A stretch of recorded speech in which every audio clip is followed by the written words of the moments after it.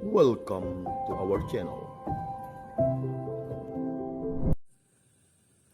Selamat pagi, kembali lagi di Lihat Sabda edisi Senin 15 Mei 2023. Bacaan Injil pada hari ini diambil dari Injil Yohanes bab 15 ayat 26 sampai bab 16 ayat 4a. Bapak, Ibu, dan saudara-saudari yang terkasih dalam Kristus, ada sebuah pepatah mengatakan, setiap pertemuan pasti ada perpisahan. Pepatah ini menggambarkan bacaan Injil yang kita dengarkan pada hari ini antara Yesus dengan murid-muridnya menjelang kenaikan Yesus ke surga.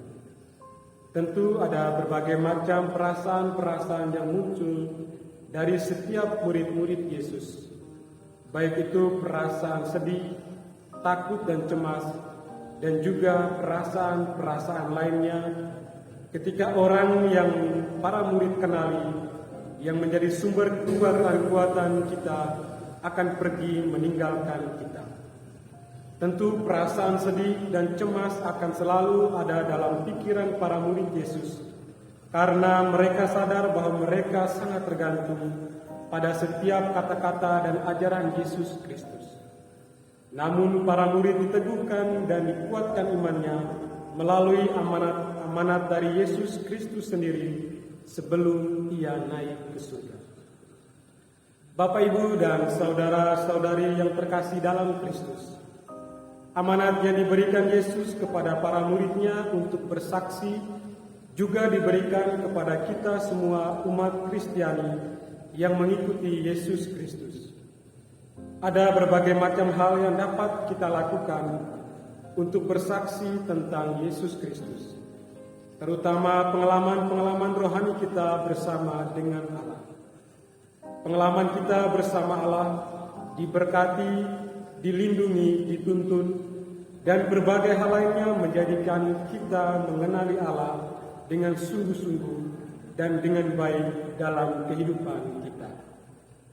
Pengenalan akan Yesus Kristus dengan iman, serta pengalaman kita tentang Allah, tentang kebaikan Allah, tentu menuntut kita untuk bersaksi kepada sesama yang ada di sekeliling kita.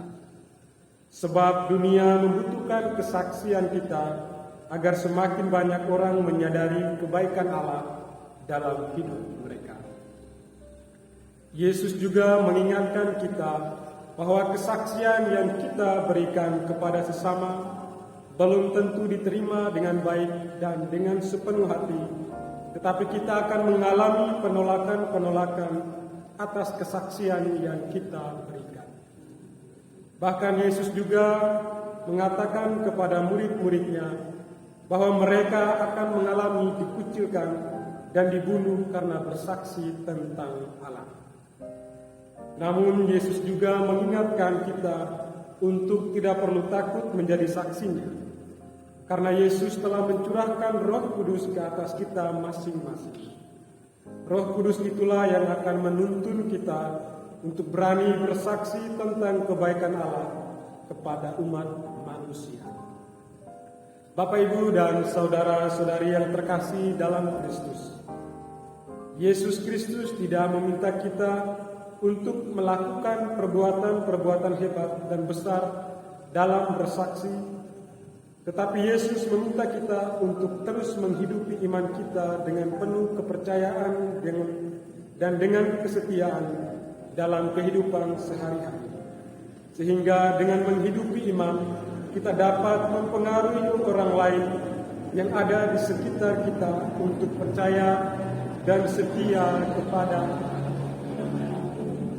Kita harus sadar bahwa seorang yang menjadi saksi adalah orang yang menyampaikan kebenaran-kebenaran Injil melalui penglihatan dan pengalaman, agar dapat memberikan pencerahan kepada orang lain dalam menghidupi imannya serta dalam menghadapi permasalahan dan persoalan hidupnya. Marilah kita menjadi saksi-saksi Kristus yang militan di tengah dunia. Semoga Tuhan memberkati kita.